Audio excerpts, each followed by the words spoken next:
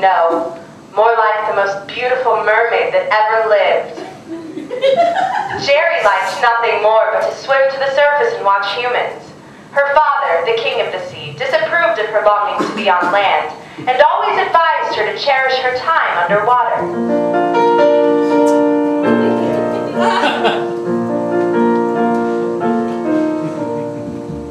The seaweed is always greener in somebody else's lake. You dream about going up there, but that is a big mistake.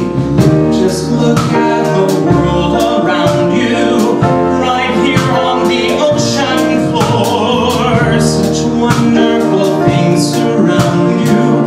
What more is you looking for?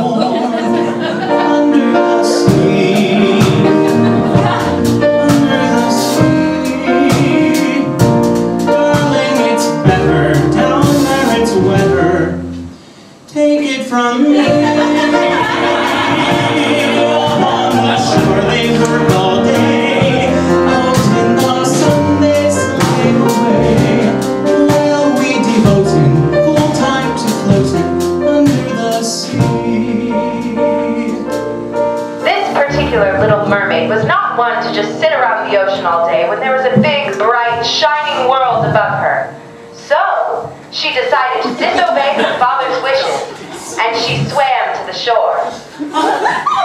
As Geery was basking in the glow of the warm sun, a handsome prince arrived, took off his shirt, Oh my god. and jumped into the ocean. Geery watched him swim for the longest time. The prince would climb to the top of the rocks on the beach, jump into the water. After a while, she noticed that he wasn't swimming anymore, but floating on top of the water. Obviously, Geery thought. the prince is taking a nap. He must have tired himself out swimming for so long.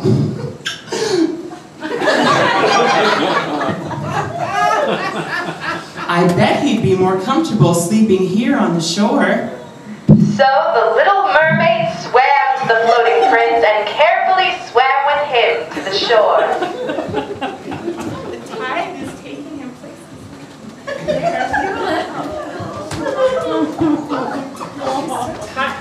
Oh my goodness. He must be very tired. I haven't woken him up at all. On land, the Little Mermaid watched her prince sleep for a long time.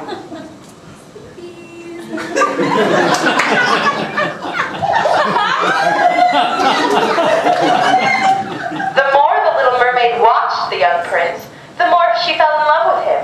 She decided to take matters into her own hands. The Little Mermaid jumped into the ocean and swam to the sea witch and told her, I need legs. There is a handsome prince on the shore above, and I'm really in love with him, and I think the only way that he's going to love me back is if I have legs. So, what are we going to do? The sea witch said that she would give her a pair of legs. In exchange, she would have to sacrifice what was most precious to her. Her voice. Oh, my voice?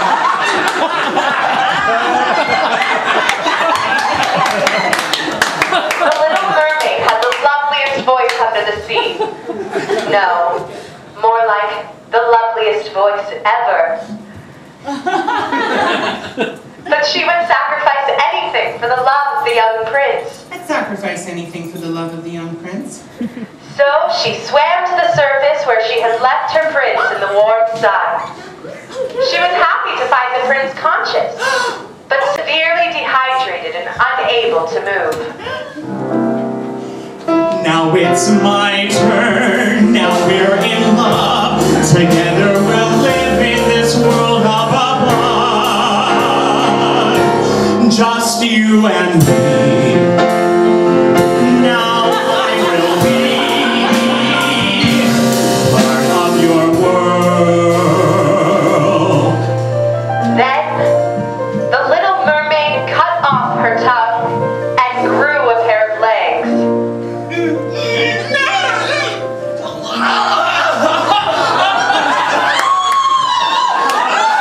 The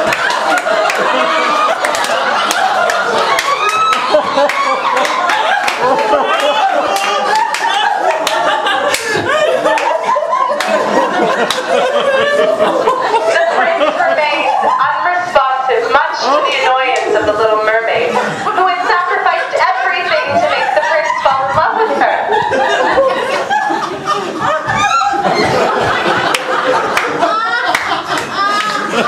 She mistook his sunken eyes, dizziness, and overall uncomfortable appearance for mere sadness.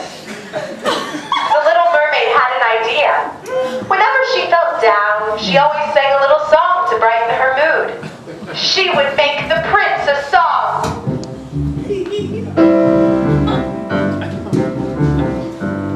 There you see her, sitting there across the way. She don't got a lot to say, but there's something about her. Why would you die to try you want to kiss that girl? Yes, say you want her. Look at her, you know you do.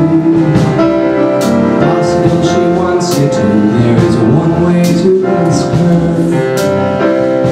They don't take a word, not a single word. Go on and kiss the girl.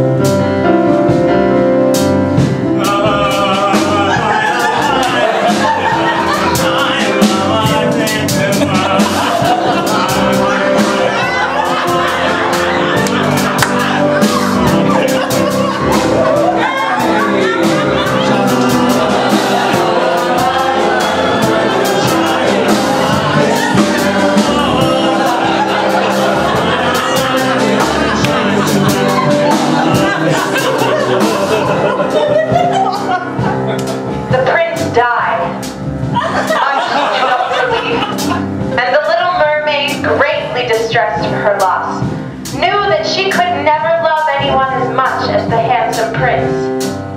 She stayed with his corpse on the beach until she too had died of severe dehydration. Remember, boys and girls, the moral of our tale today: drink water.